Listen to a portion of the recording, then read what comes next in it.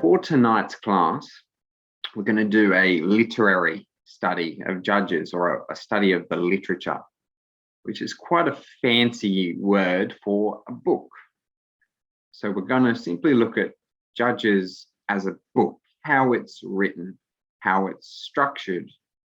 In your expectations, you've talked about what should a judge be like, or what were the values that a judge was meant to show. And that's what we're basically looking at when we study Judges as a big block of a book. How is it structured? How is it organized? And what does that tell us about the content of that book?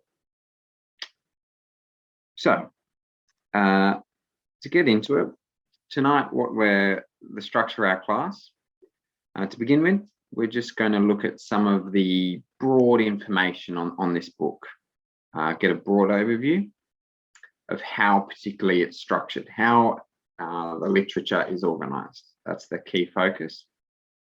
And by looking at that, we're going to pick up a few key themes and key lessons to look in a bit deeper. So we're going to look at how are women treated in the book. And we're going to look at the division in the book. So the fighting between the Jews and between different judges and people. And what does that tell us about what God expects of people? And finally, we're going to conclude with asking, why is Judges such a bad book? And what I mean by bad is so much crime goes on, so many people die, and the end of Judges is really, really horrific, really brutal and cruel. And we're going to think of, why does this piece of literature focus so much on cruelty and human pain? So first off, when we talk about Judges broadly, if anyone's brave enough, and I'm not expecting anyone to, but does anyone know the rough structure of Judges? How does it work? There's usually a cycle that it works in. Does anyone want to be brave and suggest what that is? All good if not.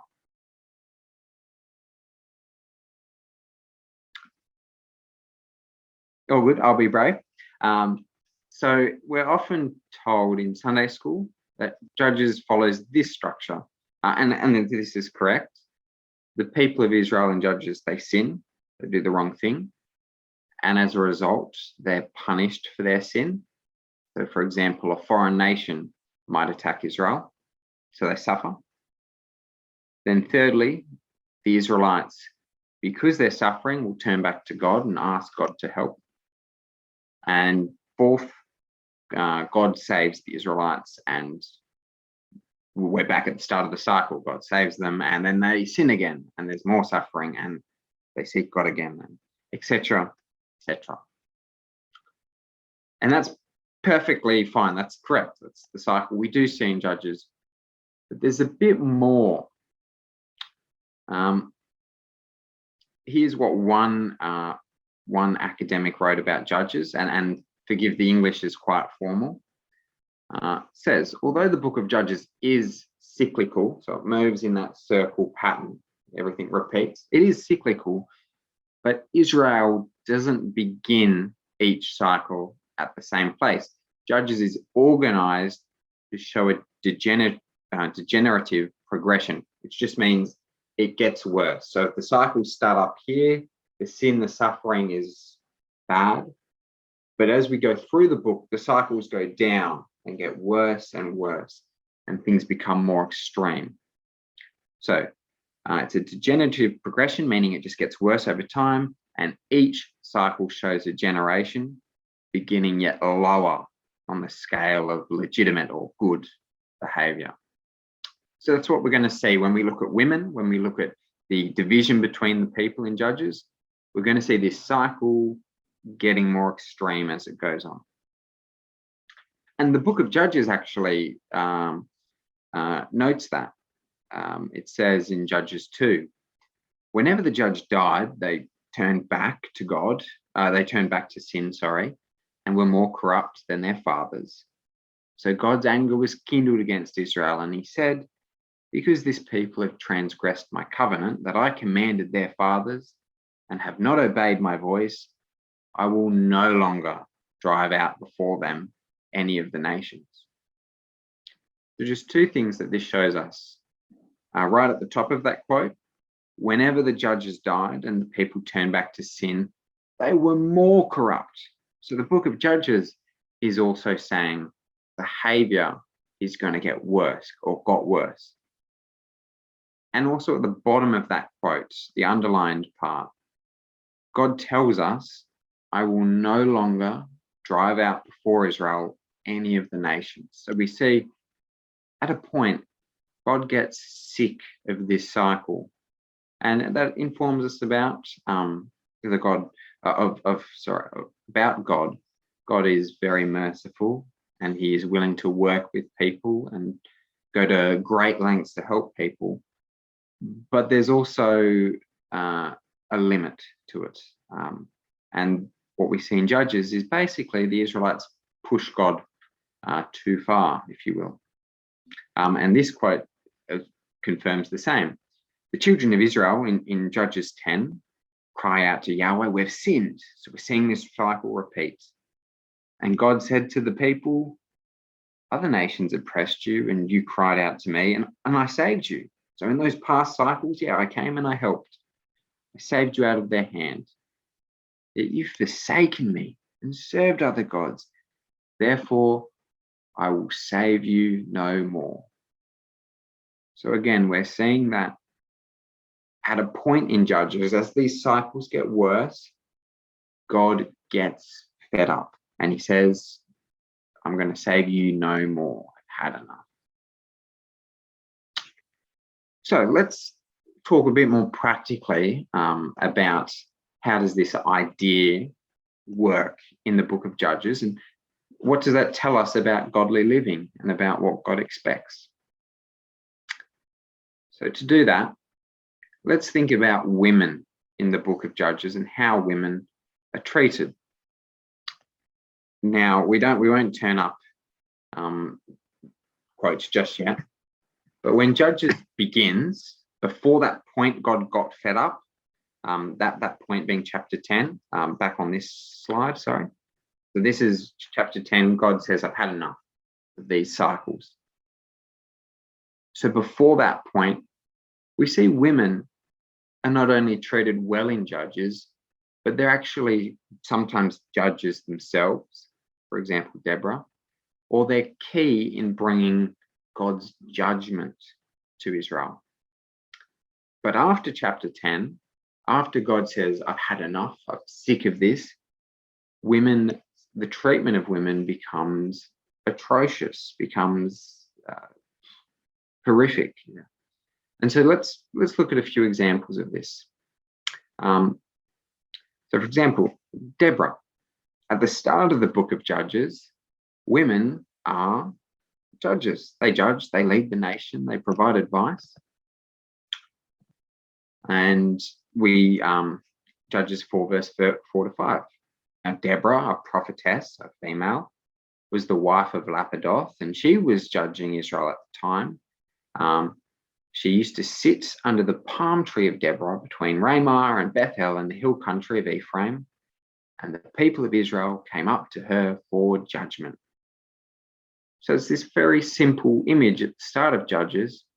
There's a woman, she's the judge, she leads the nation, and people come to her for advice.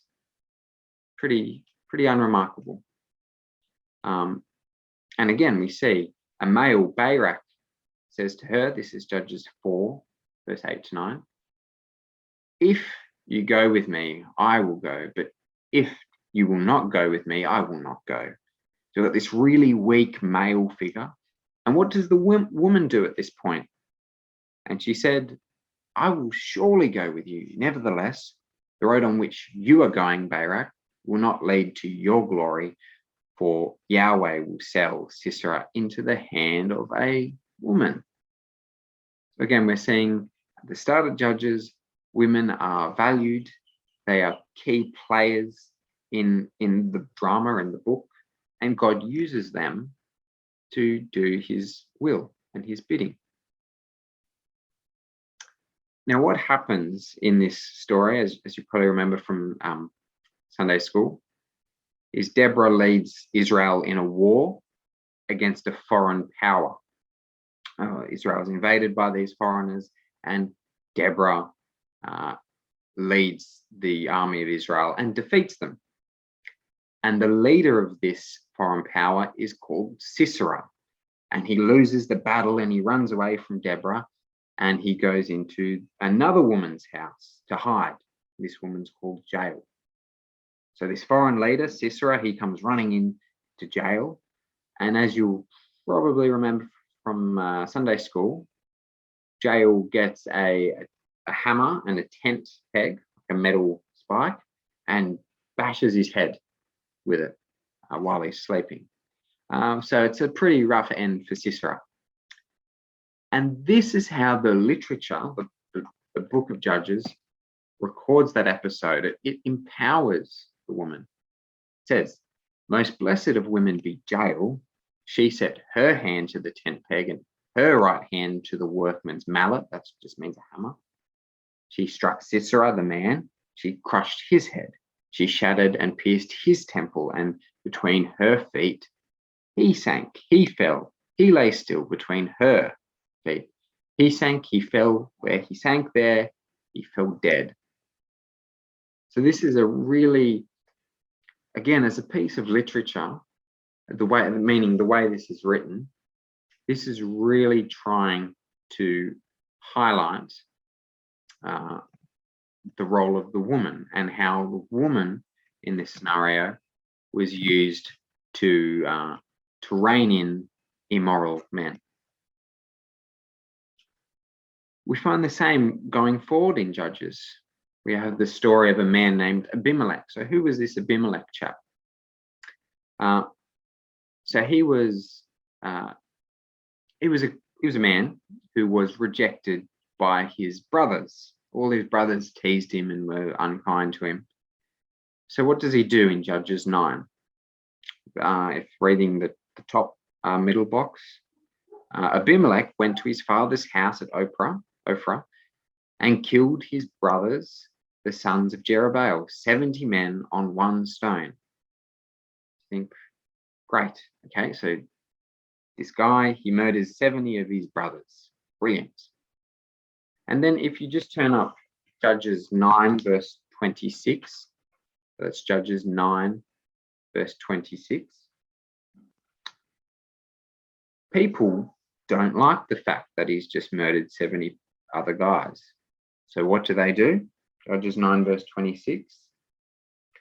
"Another man, and Gaal, the son of Ebed, moved into Shechem with his relatives, and the leaders of Shechem put confidence in him. And they went out into the field, and they gathered grapes from their vineyards and trod them and held a festival, and they went into the house of their God and ate and drank and reviled Abimelech." So reviled means to basically to mock, to tease, to say this guy was a loser. So Abimelech doesn't like that as well. He doesn't like being mocked by other people. So what does he do? Well, reading the second or the third middle box, it says Abimelech chased Gaal, the guy who teased him, and Gaal fled before him, and many fell wounded.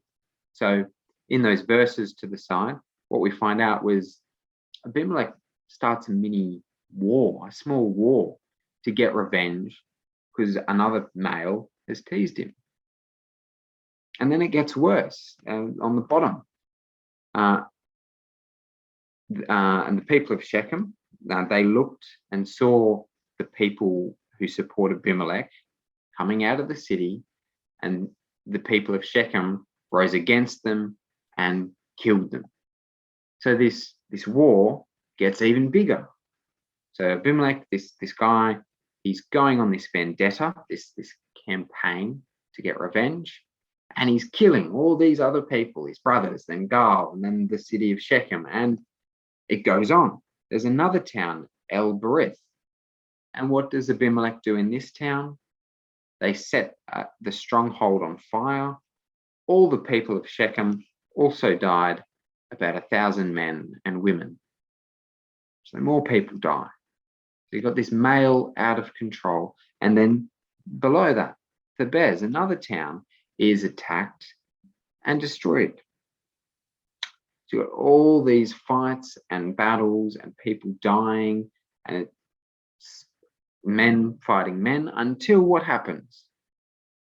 And a certain woman threw an upper millstone on Abimelech's head and crushed his skull, and that's the end of the problem.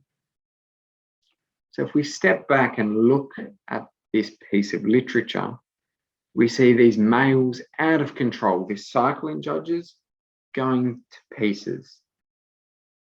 And women are being used by God to rein in, to stop male behavior. It's a woman in this scenario who, at the end of the day, kills Abimelech and stops all these fights going on.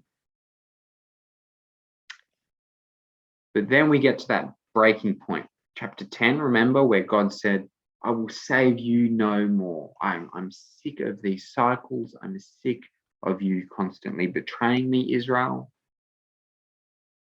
And we immediately see the treatment of women collapse at this point. So, for example, straight after that, in chapter 11, we're introduced to Jephthah, another judge, so another male. And we're told now Jephthah, the Gileadite, was a mighty warrior, but he was the son of a prostitute. So the first woman mentioned after this breaking point, the breaking point in chapter 10, the first woman is in a negative light. He was a son of a prostitute, and Gilead was the father of Jephthah, and Gilead's wife also bore him sons. And when his wife's sons grew up, they drove Jephthah out and said to him, you will not have an inheritance in our father's house, for you're another woman's son. So immediately, we've got a guy being mocked and put down because of women, because of who his mother was. So immediately women are being cast in a negative light. And it's the same with Jephthah. So he grows up to be a judge, and he makes God a promise saying, the first thing that comes out of my house, I will sacrifice to you. And the first thing that comes out of his house, walks out of his house, is his daughter. And whilst we don't know if he ever sacrificed his daughter or not, it's this image in the literature, it's the way it's written, that women now have to take the consequences of what men do. A man makes a rash vow, and a woman has to be sacrificed. A woman, his daughter, bears the brunt of those choices. And we see that also most extreme with the last judge, Samson. And remember, we've started the book of Judges with Deborah, a woman being a judge. By the end of the book of Judges, women become the weakness, the breaking point of the judge. So it's the total opposite. So what happens with Samson? Well, we see that most of the things he does, most of the actions he takes, involve women or are because of women in some way. So, for example, he kills 30 men. And why does he do that? It says, because he accuses the Philistines of ploughing with my heifer, which is a polite way of saying you slept with my wife.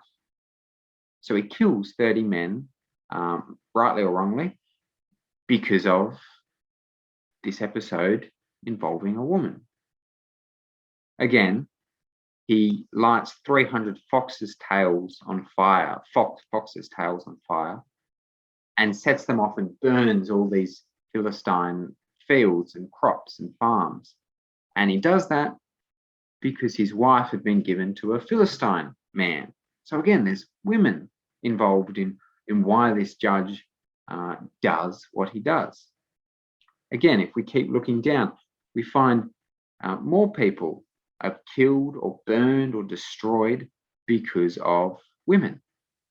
There's this one great episode where where Samson, at night, he's in a Philistine city and they shut the gate on him. They go, "Oh, what am I going to do? I'm stuck in here. How am I going to get out?" And it's this great story of how Samson picks up this gate on his shoulders, lifts it really strong, like Brother Joe Dell, and he carries it 38 kilometers away, this metal gate. And it seems like this really great story, but the only reason why Samson got trapped in that city, and the only reason he had to pick up the gate to run away, was because he was sleeping with a prostitute in that city. So again, by the end of Judges, all these negative things, all these negative occurrences somehow involve or are caused by or are responding to women. It's the total reverse of what we saw at the start of the book. At the start of the book, we saw women were the judges, or God used the women to destroy Sisera with the tent peg, or destroy Abimelech with dropping a brick on him. And at the end, it's totally different. And as we know with Samson, it's because of his wife, Delilah, that he tells the Philistines why he's so strong, and Delilah enables the Philistines to cut Samson's hair and make him weak. So this judge comes undone because of a woman, and because of his own mistakes. And at the end of Judges, if you just write these verses down, we're not going to look up this chapter, but at the end of the Judges, there's a really, really extreme story involving a woman who is raped and violently abused and murdered. And if you note down those verses, you can have a quick summary read of that incident. But the point is, by the end of the book, the treatment of women is abysmal. So we've got this story in Judges 19. We're not going to read it, but if you turn to Judges 20, so we have this awful story about this woman being murdered. And we're going to look at, in Judges 20, how do people respond to this event? So Judges 20, verse 8 to 11. Now, all the people of Israel, they hear about this awful story, and all the people arose as one man, saying, "None of us will go to his tent, and none of us will return to his house. But now this is what we will do to Gibeah." Gibeah was the town that did all this evil to this woman. This is what we're going to do to the criminals. We're going to go up against it by lot, and we're going to take 10 men of 100 throughout all the tribes of Israel, and 100,000 and 1,000 of 10,000 to bring provisions for the people, that when they come, they may repay Gibeah of Benjamin for all the outrage that they have committed in Israel. So all the men of Israel gathered against the city, united as one man. So that's Judges 20, verse 8 to 11. So because Gibeah, which is in the tribe of Benjamin, because they did all that evil to that woman in Judges 19, in Judges 20, we see the Israelites are all going to band together and punish Benjamin. And indeed, they do that. In fact, they go too far in doing that. They fight a war against the Benjamites, and they absolutely butcher the tribe of Benjamin. The extent that in Judges 20, verse 47, there's only 600 men left of Benjamin. So the tribe of Benjamin has 600 people left. That's how intense this war is. And to make matters worse, so there's this tribe, they're almost going to be wiped out.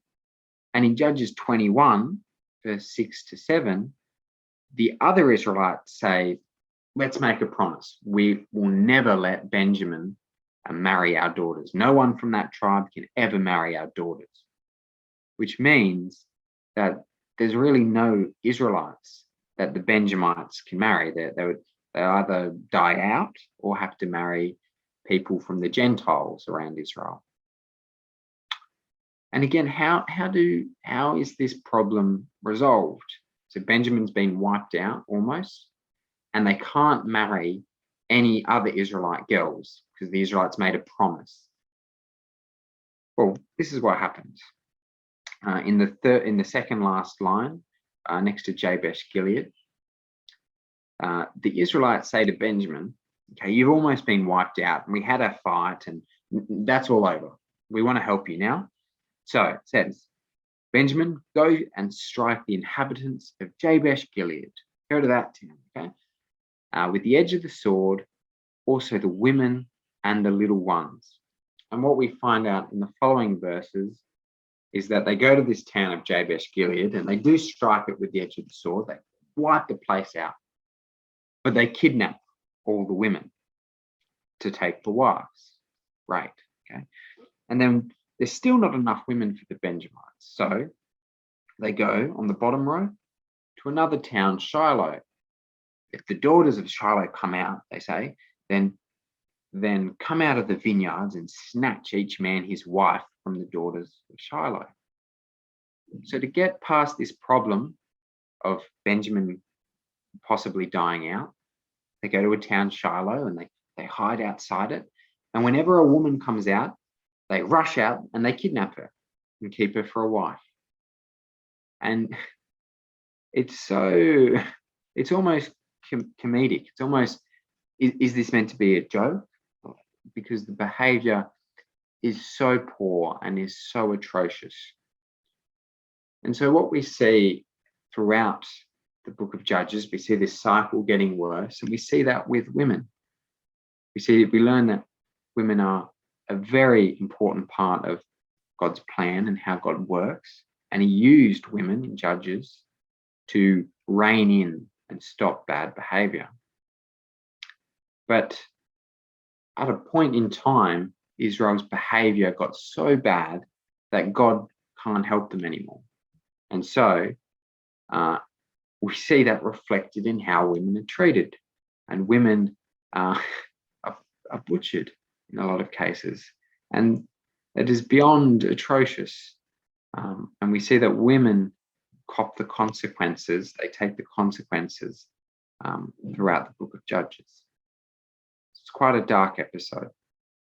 And just quickly, we see the same if we looked at the division, so the relationship between the tribes. And we'll just quickly work through this. So again, at the start of the book of Judges, when we consider how did the different tribes interact with each other, it's quite good. So for example, in Judges 1, the Israelites ask, who will go up for us against the Canaanites? Who's going to fight against them for us? And God says, Judah will go up. And Judah said to Simeon, another tribe, come up with me. And Simeon does. So it's this quite boring, uneventful picture. Judah's going to lead the people, and other tribes are willing to help Judah. And again, we find a person from Benjamin. Remember, Benjamin is the bad guy at the end of Judges. But at the start of Judges, a Benjamite called Ehud is the judge, is the champion for the nation. It says, when Ehud arrived, he sounded the trumpet, and the people of Israel went down with him from the hill country, and he was their leader. So at the start of Judges, we see, like with the treatment of women, the relationship between the tribes is quite good. And then problems start to appear, as they always do. So remember that episode with Deborah? She, a woman, leads the tribes of Israel to fight Sisera. But she also notes that some tribes refuse to come and help. So for example, if you flick to Judges 5, so the scene is Deborah has just fought a war against Sisera, and she's defeated him. And now she's going to sing a song about what she's just done. And she notes that some tribes, they didn't come and help us fight. So there's these problems appearing. So Judges 5, verse 17 and 18. She says, Gilead stayed beyond the Jordan. And Dan, why did he stay with the ships? Asher sat still at the coast of the sea, staying by his landings. So these tribes, they didn't help us in this fight. They stayed home. On the other hand, verse 18, Zebulun is a people who risk their lives to the death, and Naphtali too on the heights of the field. Zebulun and Naphtali are heroes. And what were you other guys doing? You didn't fight at all. You didn't come to help your country. We find a similar episode with Gideon. Gideon is another judge who comes later on. And he is trying to find an enemy. He's going around, where's this guy? We're going to kill him. We're going to knock his teeth in. And he stops by two towns, Succoth and Penuel. And he says, guys, can you help me? Can you help me find this guy? And they say no in quite terse, quite unpleasant words. So Gideon says, no worries, you're not going to help me? That's fine. I'm going to find this enemy anyway. And when I come back, I'm going to destroy you two. And again, we see that's what happens. A judge of Israel, when he finds this enemy, he kills him. And when he comes back to Succoth and Penuel, and he destroys the towns in Judges 8, verse 16 to 17. So we're seeing these problems appear, just like what happened with women. There's things as they go on, the cycles get worse. And remember, we saw with Abimelech, he's a sketch, a drawing made centuries later by a European of that woman dropping a rock on Abimelech. But remember what we saw. We saw this Israelite kill his family. Then he killed Gaal and the town of Shechem. So he killed the people who stood up to him. And then he kills more people. And he goes to other towns and he kills the people there. So there's this picture of Israel smashing each other until a woman stood up to him and killed him. But nonetheless, we're seeing Israel is starting to tear apart. Now, for example, if different islands of the Philippines or different states of Australia started attacking each other, that's what we're seeing with Israel. And again, we see the same with other judges, Gideon and Jephthah. With Gideon, just to quickly go over it, with Gideon, there was a problem with the Ephraimites. So the tribe of Ephraim said, Gideon, you don't value us. You don't care about us. And how does Gideon respond early on in the book of Judges? He says, he flatters them. Is not the gleaning of the grapes of Ephraim better than the grape harvest of Abiezer? You've got the best wine, he says. What have I been able to do in comparison with you, Ephraim? And then Ephraim's anger against him subsided, which means it stopped when he said this. So what's the point? The point is early on in Judges, when Ephraim gets upset, the judge, I'll fix it. Don't worry, guys. The same event repeats later on with Jephthah. So again, Ephraim comes to Jephthah, the judge, and says, you don't value us. You don't care about us. And what does Jephthah do later on in the book? Jephthah gathered all the men of Gilead, it says, and fought with Ephraim at that time, and 42,000 of the Ephraimites fell. So early on in the book, with Gideon, the judge fixes the problem. They talk it out. There's no fighting.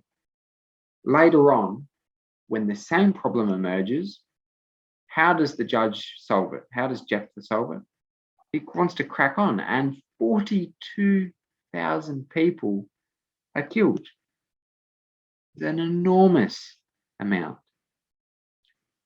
And remember, we saw that episode with the woman in Judges 19, and the Israelites gather together in response, and they have a big civil war against Benjamin because of that woman. So again, we see as the book goes on, things get worse. In fact, if we just go to Judges 20, so the context for this, so Judges 20, verse 15. The context is Israel has gathered to punish and fight against Benjamin. And we're going to read about the size of their armies. Judges 20, verse 15. And the people of Benjamin mustered out of their cities on that day 26,000 men. 26,000 men. Okay, that's a good force. And let's read verse 17. The men of Israel, the other side, mustered 400,000 men who drew the sword, all these being men of war. So this is a fight between 26,000 men against 400,000 men. So Benjamin's army is maybe about 6% of Israel's. It's a ridiculous, lopsided battle. Benjamin's going to get destroyed. And we actually know what Christ's advice would be in this situation. We know that because of a parable. So we've got this battle. One side is way stronger than the other. And Christ says, or what king going out to encounter another king in war would not sit down first and deliberate whether he's able with 10,000 to meet him who comes against him with 20,000, double the size? And if not, while the other is yet a great way off, he sends a delegation, a group, and asks for terms of peace. So Christ is saying in this parable, if a king goes to war and he's outnumbered, he'll probably sue for peace. And what we're seeing with Benjamin is it's ridiculously outnumbered, hugely. And the country is so divided that we know they still refuse to accept peace. And we see the consequences in verse 21 of Judges 20. The people of Benjamin came out of Gibeah and they destroyed on that day 22,000 men of Israel, 22,000 dead. Verse 25. Benjamin went up against them out of Gibeah the second day and destroyed 18,000 men of the people of Israel. So in 2 days, 40,000 people die. That's a huge amount.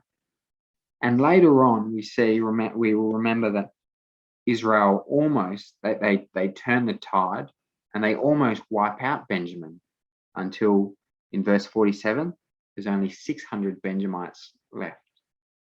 So the point is, there's a huge amount of people killed because of this division.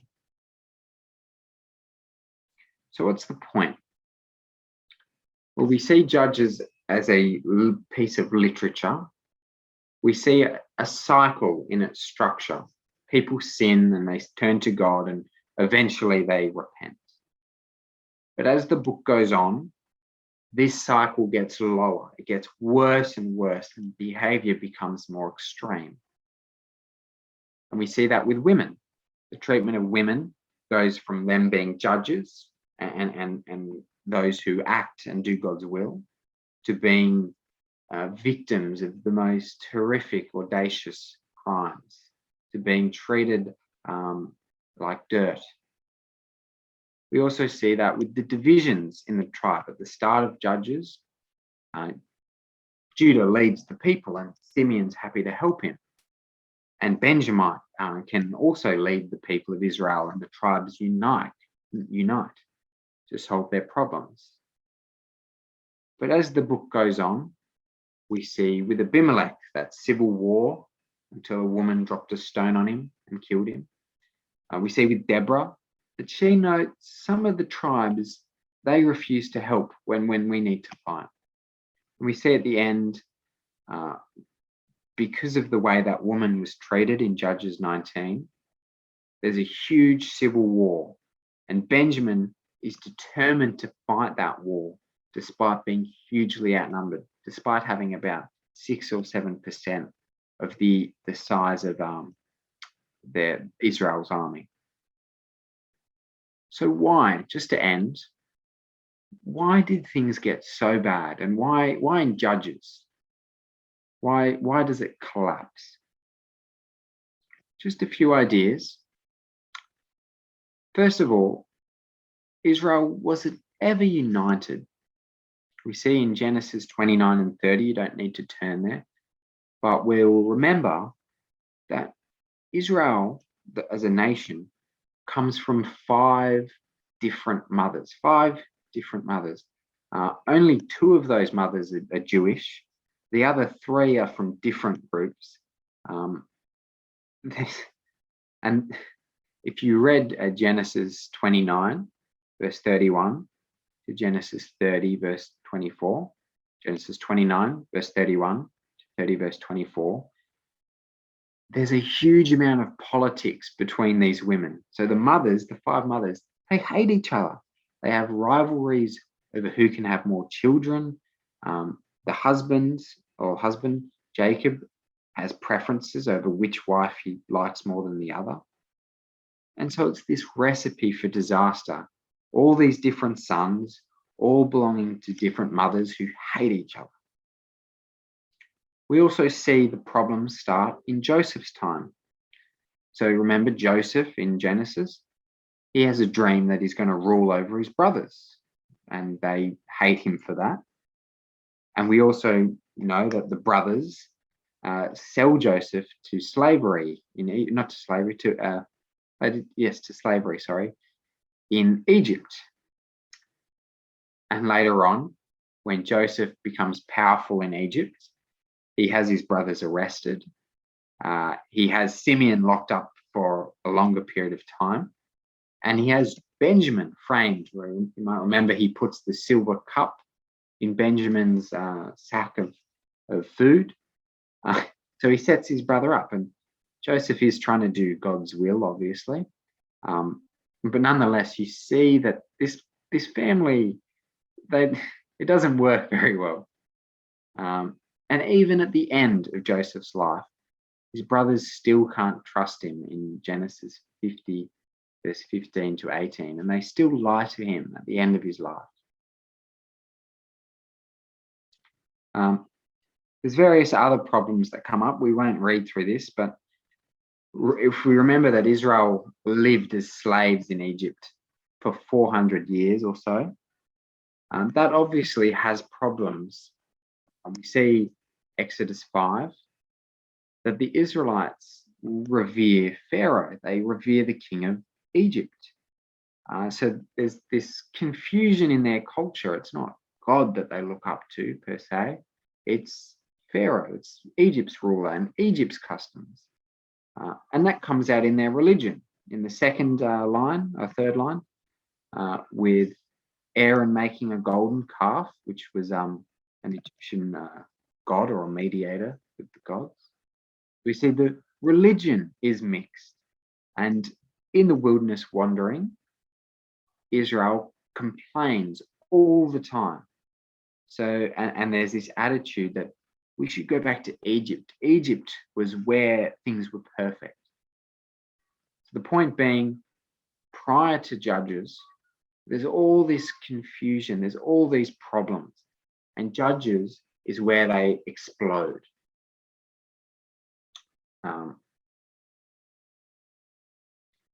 So, at the very end, what can we learn? What value and what lessons can we take from this? Well, this is when we really think about David, so Israel's king who came after the Judges period and who grew up during the Judges period. Just on this slide, the behavior of the people around David's time is exactly like what we have seen tonight in Judges. People are corrupt. Eli the priest, Israel is is quite hopeless and leaderless. We know Samuel's sons and Saul, they're corrupt as well. They don't do what God wants. And Saul and his sons are murdered in the battle, are killed in battle. And in this context, where men do whatever they want, everyone does what's right in their own eyes, David stands out. So if you turn to 1 Samuel 25, it's the last quote we turn up. So there's this age where men act as they please, women are treated like dirt, the nation is completely divided, and David stands out. And we get a hint of what God, like a type of Christ, and how Christ may operate. So David's different. 1 Samuel 25. This is the incident with Nabal, the idiot. This is what David says. 1 Samuel 25, verse 21, verse 21. Now David had said, "Surely in vain have I guarded all that this fellow Nabal has in the wilderness, so that nothing was missed of all that belonged to him. And he, Nabal, has returned me evil for good. God do so to the enemies of David, more also, if by morning I leave so much as one male of all who belong to him." So, in this age where men always do whatever they want, David is saying he's going to do the same. He's saying, Nabal has insulted me. What am I going to do? I'm going to kill everyone in his house. So here's God's chosen king who's about to act like every other male of his time. But in verse 32, we find a woman has saved the day. Let's read verse 32 to 34. David said to Abigail, Nabal's wife, "Blessed be Yahweh, the God of Israel, who sent you this day to meet me. Blessed be your discretion," so your wisdom, "and blessed be you, who have kept me this day from blood guilt, from avenging myself with my own hand. For surely as the Lord, the God of Israel, lives, you have restrained me from hurting you. Unless you had hurried and come to meet me, truly by morning there had not been left to Nabal so much as one male." So we're saying that a woman saved the day, and David was going to butcher this household, and because of a woman, God is able to intervene and stop that. And it gives us a hint of Christ, in that he will have this ability to listen like David did, and to take advice and go, you know what, that's a valid point of view, or that's a better way of solving this situation, and this ability to listen to advice. And we really see the importance of David. This is our final slide, in 2 Samuel 5. So remember, we've lived through this age where Israel is hugely divided, where they fight each other constantly, where women are treated like dirt usually, where there's constant civil wars and disagreements between the tribes. And the following quote really shows how much David stands out. It says, this is just after the Judges period, "Then all the tribes of Israel came to David at Hebron and said, 'Behold, we are your bone and flesh. In times past, when Saul was king over us, it was you who led out and brought in Israel. And Yahweh said to you, David, you will be shepherd of my people Israel, and you will be prince over Israel.'